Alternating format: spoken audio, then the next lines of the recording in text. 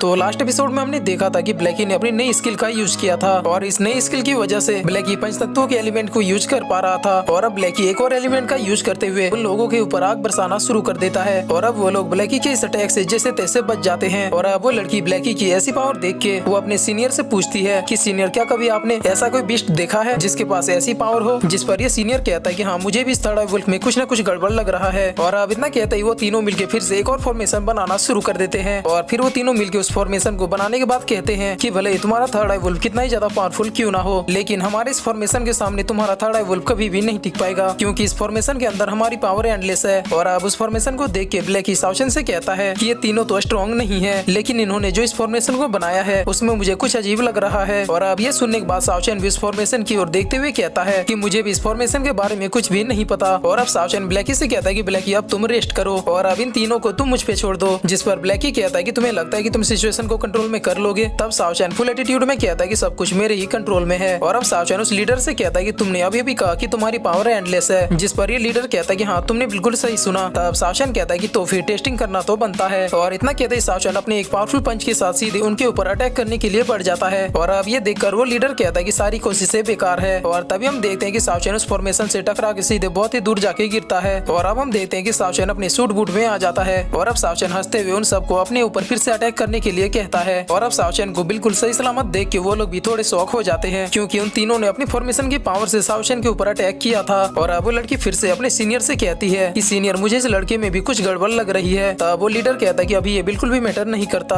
और ये कहकर वो तीनों मिलके फिर से एक बहुत ही पावरफुल अटैक को जनरेट कर देते हैं। और अब वो अटैक साउशन को घसीटता हुआ बहुत ही पीछे ले जाता है। और अब वो तीनों साउशन को बिना कोई मौका दिए फिर से अपने अपने अटैक का प्रयोग कर देते हैं और जिसकी वजह से वहाँ पर एक बहुत ही बड़ा धमाका होता है। और अब जैसे ही चारों तरफ माहौल शांत होता है हम देखते हैं कि साउशन बिल्कुल ठीक था। और फिर साउशन उन लोगों को चैलेंज करते हुए कहता है कि क्या तुम लोग बस इतना ही कर सकते हो। और अब साउशन को बिल्कुल सही सलामत देखने के बाद ये लड़की कहती है कि सीनियर ये कोई ह्यूमन नहीं है, ये जरूर ह्यूमन के भेष में कोई डीमन है। जिस पर वो आदमी भी कहता है कि हमारी पावर सब खत्म होने वाली है, लेकिन इसने तो हमारे सारे अटैक को बस डिफेंस करके रोक लिया। और इसे देखकर तो ऐसा लगता है कि मानो इसने अभी तक शुरू भी नहीं किया है। और अब ये सुनने के बाद वो लीडर कहता है कि अगर ऐसी बात है तब फिर हम फॉरबिडन स्पेल का भी यूज कर लेंगे। और अब वो लीडर साउशन से कहता है कि तुमने तो अपनी पावर से हमें सरप्राइज ही कर दिया है, लेकिन अब हम लोग जिस स्पेल का यूज करने वाले हैं उस स्पेल को कई सदियों की मेहनत के बाद क्रिएट किया गया था और उस स्पेल का रिकॉर्ड है कि आज तक उसके सामने कोई भी नहीं टिक पाया है। और अब ये सुनकर साउशन कहता है कि क्या सच में। और अब हम देखते हैं कि वो तीनों मिलकर उस स्पेल को क्रिएट करने लगते हैं। और अब कुछ देर होने के बाद हम देखते हैं कि वहाँ पर एक बहुत ही बड़ा मार्शल सोल आ जाता है और फिर वो सोल अचानक से एक स्पेल में क्रिएट हो जाता है। और अब वो लीडर कहता है कि साउशन देखो ये है हमारी फॉरबिडन स्पेल जिसका नाम यूनिवर्स ऑफ इनयंग है और ये एक स्काई लेवल की थर्ड क्लास स्किल है। और अब ये देखकर वो दोनों भी काफी ज्यादा खुश होते हुए कहते हैं कि अब तो ये नहीं बच पाएगा। और अब वो लीडर कहता है कि इस स्पेल के कारण जितने भी अर्थ और हेवन की एनर्जी मौजूद है वो इसे ट्रांसफॉर्म करके स्पिरिट में चेंज कर देता है। और अब अगर तुमने इस स्पेल को टच करने की भी कोशिश की तो फिर तुम्हारा सोल भी ये स्पेल खींच लेगा और फिर तुम एक जिंदा लाश बन जाओगे। और अब ये सुनने के बाद साउशन बहुत ही जोर जोर से हंसने लगता है। और अब साउशन को ऐसे हंसता देख के वो लीडर पूछता है कि क्या मैंने कोई जोक मारा। अब साउशन कहता है कि नहीं नहीं मैं तो बस ऐसे ही खुश हो रहा था, तुम अपना कंटिन्यू करो। और अब वो लीडर साउशन से बहुत ही गुस्से में कहता है कि अगर तुम्हें हंसी आ रही है तो अब जाके नर्क में हंसना। और अब इतना कहते ही वो लीडर अपने स्पेल को सीधे साउशन की तरफ भेज देता है। और अब साउशन भी काउंटर अटैक करते हुए 9 रिवाइविंग स्पेल का यूज करता है। और अब इस स्पेल का यूज करने की वजह से साउशन उसके स्पेल को अपने अंदर ही अब्सॉर्ब कर लेता है। और अब ये देखने के बाद वो तीनों लोग बहुत ही ज्यादा शॉक हो जाते हैं। और अब वो लीडर कहता है कि हम लोग हार नहीं मान सकते। और इतना कहते वो तीनों मिलकर फिर से एक और स्पेल को क्रिएट करने लगते हैं। और इस बार ये लोग इस स्पेल का यूज करके साउशन को एक जगह पे रोकने की कोशिश करते हैं। और अब साउशन उस स्पेल को देख के कहता है कि ये एनर्जी तो मेरे लिए सच में बहुत ही ज्यादा अच्छी है। और फिर साउशन धीरे धीरे उस स्पेल की सारी एनर्जी को अपने अंदर खींचने लगता है। और अब हम देखते हैं कि उस स्पेल की सारी एनर्जी को खींच लेने के कारण साउशन का थियोलॉजी और भी ज्यादा स्ट्रॉन्ग हो जाता है। और अब साउशन भी अपनी पावर्स को फील करते हुए कहता है कि मेरे ख्याल से मेरी पावर थोड़ी सी बढ़ गई है। और अब साउशन उन तीनों का मजाक उड़ाते हुए कहता है कि क्या हुआ तुम लोगों का बस हो गया और क्या यही तुम्हारी एंडलेस पावर थी। और अब ये सुनने बाद वो लीडर कहता है कि तेरी तुम्हें। और फिर वो तीनों आपस में डिस्कशन करने लगते हैं। और अब वो लीडर कहता है कि चलो फिर से एक और बार ट्राई करते हैं। और अब ये सुनकर साउशन हंसते हुए कहता है कि तुम्हारे पास और भी है। और अब हम देखते हैं कि वो तीनों मिलकर फिर से एक बहुत ही बड़े फॉर्मेशन को क्रिएट करने लगते हैं। और इस फॉर्मेशन को क्रिएट करने के बाद सीधे उसे साउशन की तरफ भेज देते हैं। और अब साउशन उस फॉर्मेशन के भी पावर को एब्जॉर्ब कर लेता है।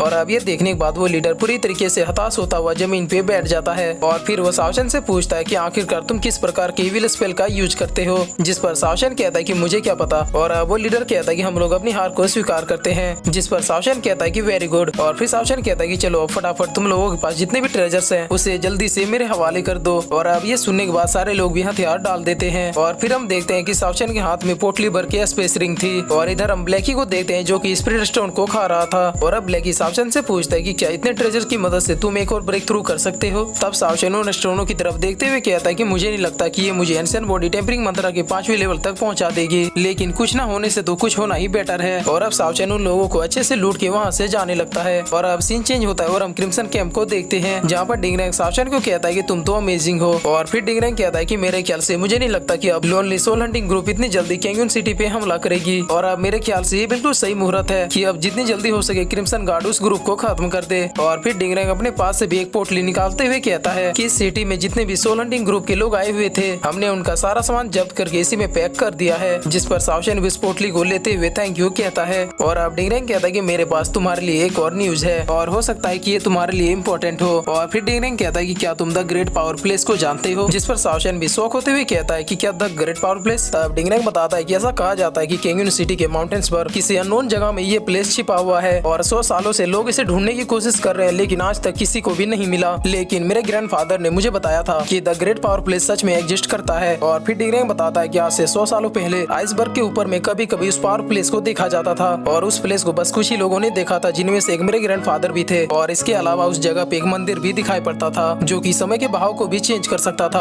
और मेरे ग्रैंडफादर ने अपनी आंखों से उस जगह को देखा था। और अब ये सुनने के बाद सावचन भी बहुत ही ज्यादा शौक होते हुए कहता है कि क्या ऐसी भी कोई जगह हो सकती है जो कि समय की गति को भी चेंज कर सकती है। जिस पर डैनरन कहता है कि इस बात में कितनी सच्चाई है, इस बात का पता तो तुम्हें ही लगाना होगा। जिस पर सावचन कहता है कि ओके, मैंने इस बात को नोट कर लिया है। और फिर सावचन डैनरन से कहता है कि गुड बाय, अब मैं यहाँ से निकल रहा हूँ। और अब सीन चेंज होता है और हम देखते हैं कि सावचन अपने होटल में वापस लौट चुका होता है। और अब सावचन लाओजाओ से पूछता है कि बाकी लोग कहाँ गए हैं। अब लाओजाओ कहता है कि बाकी लोग मिस्टर हुक के साथ घूमने गए हैं। अब सावचन पूछता है कि अगर सब लोग गए तो फिर तुम भी उनके साथ क्यों नहीं गए। अब लाओजाओ कहता है कि मास्टर, अब तो मैं बहुत ही ज्यादा ओल्ड हो चुका हूँ। जिस पर सावचन कहता है कि मेरे ख्याल से लुंगपिंग तुमसे भी ज्यादा ओल्ड है, फिर भी देखो वो अपनी लाइफ को कितने अच्छे से एंजॉय करता है। और फिर सावचन कहता है कि लाओजाओ, अब मैं तुमसे कुछ सीरियस बात करने वाला हूँ। मैं अभी कुछ महीनों के लिए बस अपने कल्टीवेशन पे ध्यान देना चाहता हूँ, इसीलिए मैं कुछ महीनों तक एकांत में ही रहने वाला हूँ और इस पीरियड में मुझे कोई भी डिस्टर्ब नहीं करना चाहिए। और अब सीन चेंज होता है और हम देखते हैं कि सावचन अपने सारे इंग्रेडिएंट के साथ उनकी पावर्स को एब्जॉर्ब करते हुए मेडिटेट कर रहा होता है। और ऐसे ही दिन बीतने के साथ साथ उसके पास जितने भी ट्रेजर्स मौजूद थे उन सबको एब्जॉर्ब करके वो अपने कल्टीवेशन को और भी ज्यादा आगे बढ़ाने लगता है। और इधर हम ब्लैकी को देखते हैं जो कि खुद भी उन सारे स्पिरिट स्टोन को खा के अपनी पावर्स को बढ़ा रहा था। और अब ऐसे ही मेडिटेट करते हुए कई महीने बीत जाते हैं जहाँ पर सावचन ने सारे ट्रेजर्स को एब्जॉर्ब कर लिया था। और अब सावचन की पावर देख के ब्लैकी कहता है कि तुमने अपनी सारी प्रैक्टिस को कंप्लीट कर लिया है। जिस पर सावचन कहता है कि हाँ, बस थोड़ा सा टाइम और